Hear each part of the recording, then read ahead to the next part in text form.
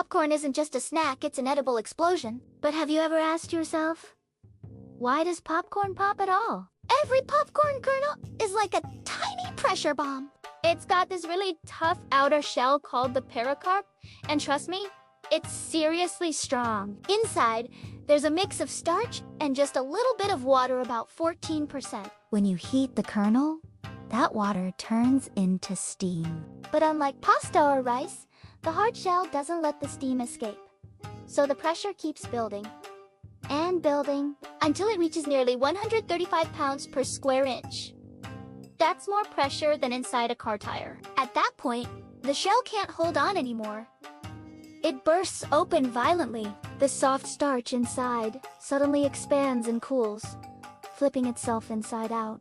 That's the fluffy white popcorn you eat. And here's the fun twist. Not every kernel pops. If there isn't enough water trapped inside, or if the shell is cracked, the pressure never builds up high enough to make the popcorn pop. That's why you're left with those hard little unpopped seeds at the bottom of the bowl. So, the next time you grab a handful of popcorn, remember you're eating dozens of tiny edible explosions. Science never tasted this good. Do you like popcorn?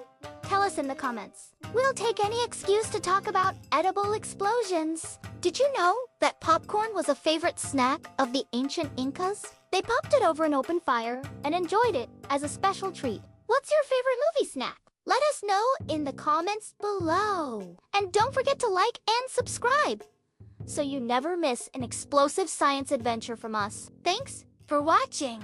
See ya! Subscribe.